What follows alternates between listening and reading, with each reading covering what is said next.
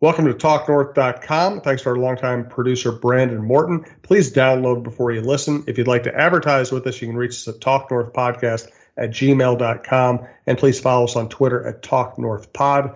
Two promo codes to be aware of. BiteSquad.com. Use the promo code TalkNorth to get your first delivery free. And go to SodaStick.com, the great local apparel company. Use the promo code YouBetcha to get free shipping on any sized order. 5, 4, 3, 2, 1. Turn this thing up. Let's do this.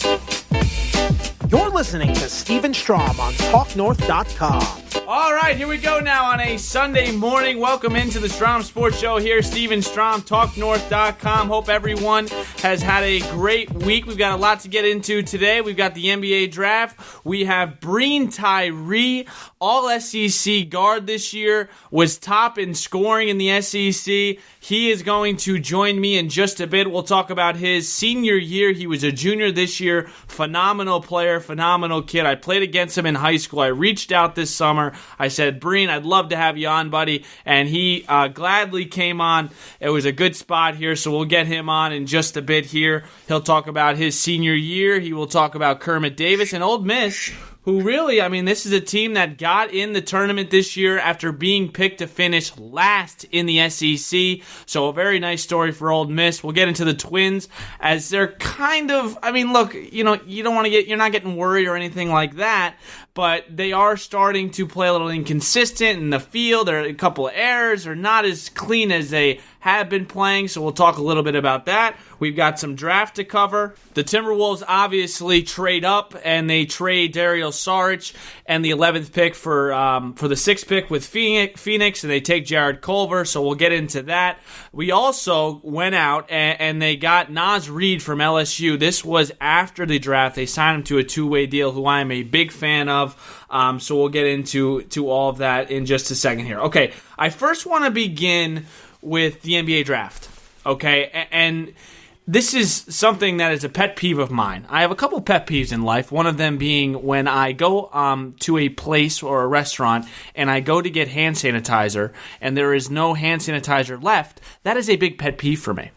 Another pet peeve of mine, sports-wise, is when a team trades for a pick and before the draft. So, for example, the Atlanta Hawks traded a pick with the Pelicans, okay? And, for example, the Phoenix Suns traded their pick to the Timberwolves, and they continue to say, Adam Silver, with the 6th pick, the Phoenix Suns select Jared Culver, and then they give him the Suns hat. Can we not do that anymore? If we know what it is, I get it if it's during it and it's a split second and okay, he's drafted, then he's traded a couple minutes later, that's fine.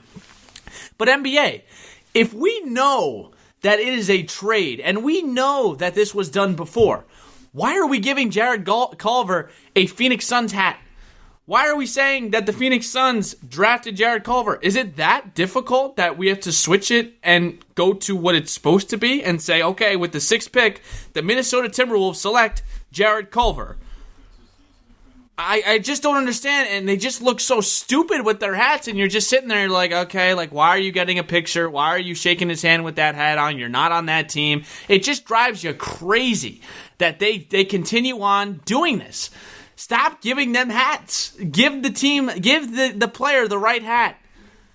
If the team traded their pick, say that it's their pick. We don't have to read, okay, it's proposed trade rights to this. If this is their pick, give them the correct hat. I don't want to see Jared Culver in a Suns hat. I want to see him in a Timberwolf hat. I'm very excited for him. Okay, number 2. How about the emotions yesterday? And I heard a lot of people kind of critiquing that. Oh, man, if you're the 40th pick in the draft, why are you crying? Come on, guys. Come on. You have to show some empathy here. If any one of us were in that spot to get drafted, okay, and a lot of these kids come from the inner city. A lot of these kids had nothing. A lot of these kids had one way out, and that was to the NBA. And they have worked their tails off for this opportunity. If they want to cry up there, let them cry, because you have no idea the emotion going through them. You have no idea what they've been through at their life. And their life, a lot of these guys, especially in the top 10, their life has changed. Anyone I think that's drafted, their life has changed. Even if it's a later round pick, you're on an NBA squad, and even if you don't make that team, you're going to go play overseas for a good amount of money. Obviously, not to what the extent of a top 10 pick is, but Zion Williamson crying, let him do it. Come on, don't get on this kid for that. Don't say he's showing too much emotion. He just made $9 million. Just like that yesterday, without even endorsements. His whole family has changed. His mother's life will change. His life has changed. His family's life has changed. His son's life or his daughter's life is going to change. Their son, their daughter, their grandkids. It is a huge deal for these guys. And just as a former Division III, and I hate referring back to my sports career, but just to go back to my Division III career, it is a lot of freaking work, and it was for Division III. Can you imagine these guys in a Division I circuit every day grinding in practice, traveling, working their tails off in the summer? And D3, you get the summer off. You don't get the summer off if you're a Division I player. You get to come home for a couple of weeks, and then you have to go right back in July. It is a grind. Whatever these kids, and I saw Bruno Fernando, who got picked later in the round, he also got selected, and he was also crying.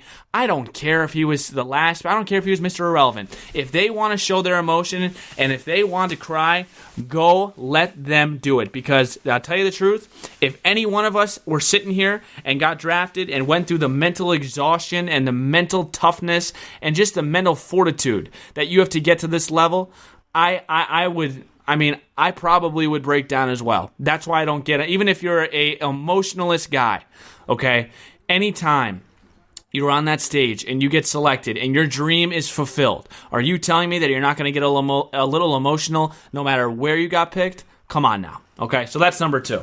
Number 3 is Amir Coffey and Jordan Murphy.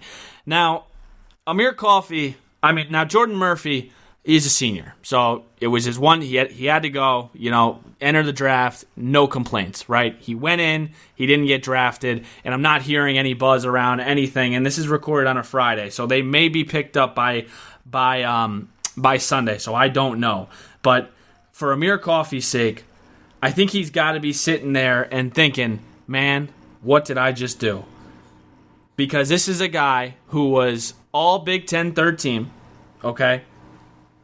And he had the opportunity to come back to Minnesota, play with a true point guard in Marcus Carr, and finally play his old position and be in that swingman spot and be in that spot he was freshman year and play his natural position. Because I don't think he's a point guard in the NBA. I don't think he has a tight enough handle, and I think he's shown at times he's turnover prone. He's got to be kicking himself as of right now, because now you're sitting here as a junior and you can't go back to school. So now you're hoping to get a 2-way contract somewhere.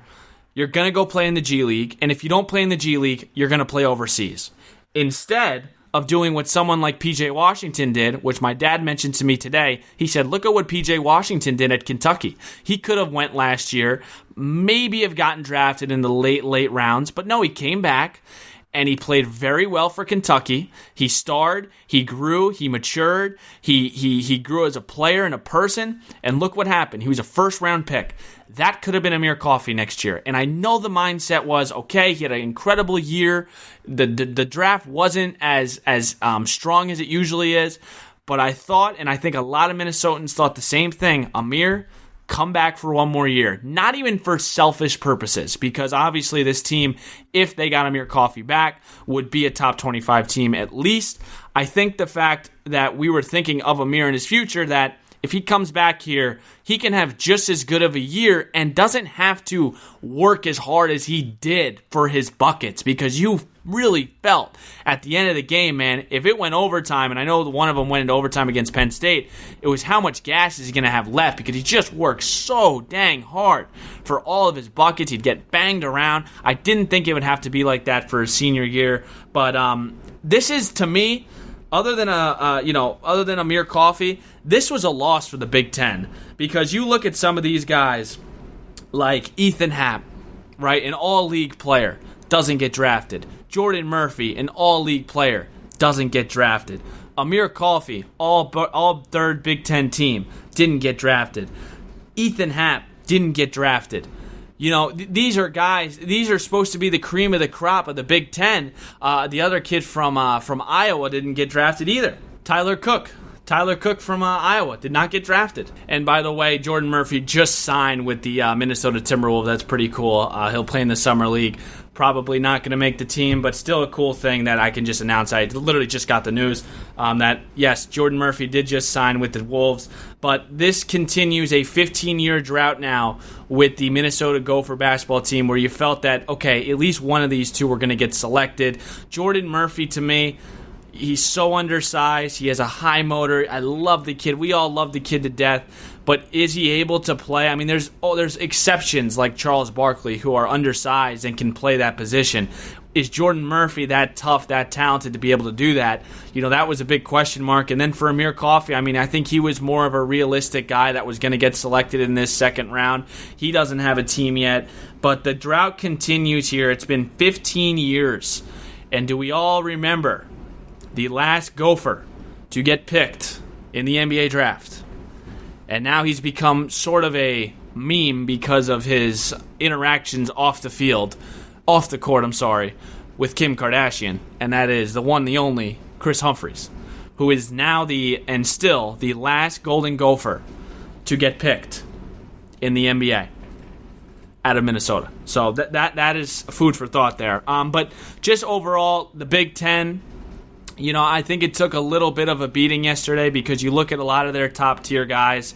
Did they get drafted? I mean, the bigger guys, Ethan Happ, Jordan Murphy, Amir Coffey, Tyler Cook. Obviously Carson Edwards, he got drafted. Romeo Langford got drafted. Ignas Brogdakis got drafted. So you had some guys that got drafted in this this year, which is good. But for the most part, when you look at the guys that have been there for years, they did not get a look, and that is very unfortunate for the Big Ten. Okay, Wolves draft. We heard rumors that they were going to try to trade up in the draft, and I think they were trying to get to that 4 spot. I don't know if they were trying to go after Darius Garland or not. And I did not want him. I don't want guys that only played 5 games in their career as a freshman at Vanderbilt. And I didn't want, Michael Porter Jr. is another guy that played a couple of games at Missouri and now is injury prone. I don't like those types of players. It's nothing against them and it's unfortunate, but I'm glad they stayed away. I would have been okay with them getting Kobe White. He's a younger player, a little turnover prone, but still a position that maybe you think the Timberwolves are going to need down the road with T coming towards the end of his contract. Derrick Rose entering, I would say the latter stages of his career. I don't know how much you believe in Tyus Jones, but that might have been a spot where they could have went there. But let me just talk a little bit about Jared Culver, who I watched a lot at Texas Tech this year. I bet him a lot. The kid is just a freak athlete. I mean, laterally, he is one of the best defenders that I've seen in college basketball, maybe the best. Mentally, he's a hard worker. He's a two-way impact player. He reminds you of a Jimmy Butler type of guy. There's no real weak spots besides his shooting, which we know can get better over time. That's why we get in the gym. That's why you get him in. So that's one area of concern where you want him to improve on his jump shot. He didn't play particularly well in the national championship. I think he only had 15, 16 points. But I think this is a guy that can come in here, a 6-man off the bench, can come in. He can score 10 to 13 points a game. He's a good scorer off the dribble. He's a pretty good playmaker. He's a good rebounder as well. The only thing that you can really, like I said, you could take away negatively is that he's sort of a streaky shooter. He's not a consistent shooter, which we said. He can get in the gym, and you can grind that out. He's an average free throw shooter. He can be careless on offense at times. But he is a athletic swingman that can do a little bit of everything when he's on the court.